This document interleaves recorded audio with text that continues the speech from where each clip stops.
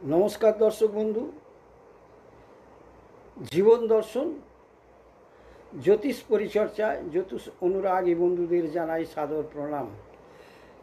দর্শক বন্ধু, আজকাল অল্প বয়সের ছেলেমেয়েরা বেশিরভাগ দেখা যায় একটা মন দেওয়া নেওয়ার ব্যাপার, যেটাকে প্রেম বলা হয়, এর মধ্যে জড়িয়ে পড়ছে। কিন্তু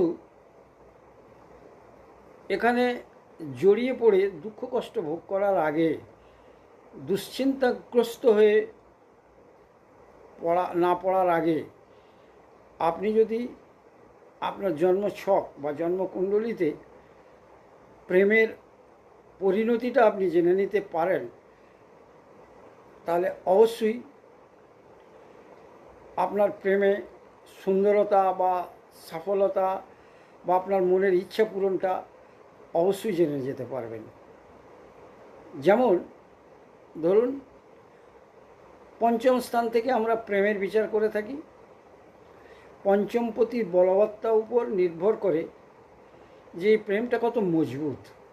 কিন্তু সেই পঞ্চম স্থান যদি স্থির রাশি হয়, তবেই তার বিচারটা আপনি আপনার মতো পাবেন। এবং পঞ্চমপতি যদি স্থির রাশিতে অবস্থান করে, যদি কোনো পাপ গ্রহের দৃষ্টি না থাকে, পাপ গ্রহযুক্ত না থাকে, তাহলে অবশ্যই আপনি প্রেমের দিকে এগিয়ে যেতে পারবেন। কিন্তু যার সাথে আপনার প্রেম হবে, ছেলে এবং মেয়ে উভয়ের দিক থেকেই বলছি, তাহলে অবশ্যই দেখে নিন, যদি স্থির রাশি না হয়ে যদি চর রাশি যদি পঞ্চম স্থান হয়, তাহলে সেই প্রেম প্রকৃত স্থায়ীভাবে থাকবে না। আজ এখানে কাল ওখানে মন বিভ্রান্তকর পরিস্থিতি তৈরি করে দেবে। তাই যদি পঞ্চম স্থান চর রাশিগ্রস্ত হয়, তাহলে আপনি খুব সাবধানে সন্তর্পণে কারোর সাথে মন দেয়া নেওয়ার ব্যাপারটা চিন্তা করবেন, নতুবা আপনি ঠকে যেতে পারেন বা আপনার মনে দুঃখের জায়গা তৈরি হয়ে যেতে পারে। ছেলে মেয়ে উভয়ের ক্ষেত্রেই বলে দিচ্ছি। আর যদি দাত্তক রাশিস্থ হয়, পঞ্চম স্থান এবং পঞ্চমপতি এরা যদি দাত্তক রাশিস্থ হয়, তাহলে অনিশ্চয়তার মধ্যে দিয়েই আপনার প্রেম চলতে থাকবে। সেটা আপনার মনের ইচ্ছা পূর্ণ হতেও পারে, আবার নাও হতে পারে। এ বিষয়ে আরও অনেক কিছু দেখার থাকে।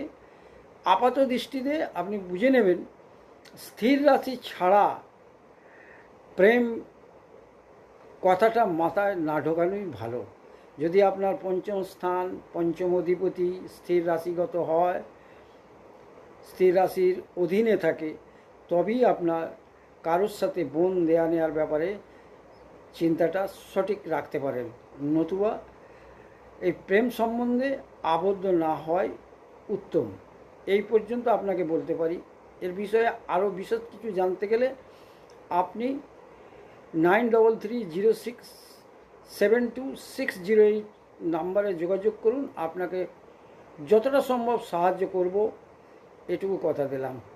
নমস্কার দর্শক বন্ধু, আজ এই পর্যন্ত। পরবর্তী ভিডিওগুলোর দিকে নজর রাখুন। বিশেষ বিশেষ বিষয়ে আপনাদের সাবধান করে দেওয়াই আমার একমাত্র মূল উদ্দেশ্য। জ্যোতিষ আলোচনা আপনি অনেক শুনেছেন, জ্যোতিষ নিয়ে অনেক কিছু আপনারা দেখেওছেন, কিন্তু প্রকৃত অর্থে মানুষ তার কতখানি ফল পাচ্ছে সেটা আপনারাই বিচার করে দেখবেন। আসল তথ্যগুলো আপনাদেরকে জানানোই হচ্ছে না। ঠিক আছে দর্শক বন্ধু, যদি জানতে ইচ্ছা হয় বা আগ্রহ থাকে, তাহলে ওই নম্বরে আপনি ফোন করে যোগাযোগ করুন। দেখবেন আপনাকে অনেক কিছু গাইড করতে আমি সক্ষম হব। ঠিক আছে দর্শক বন্ধু, পরবর্তী ভিডিওগুলোর দিকে নজর রাখুন। আরও অনেক কিছু আপনি তথ্য জানতে পারবেন।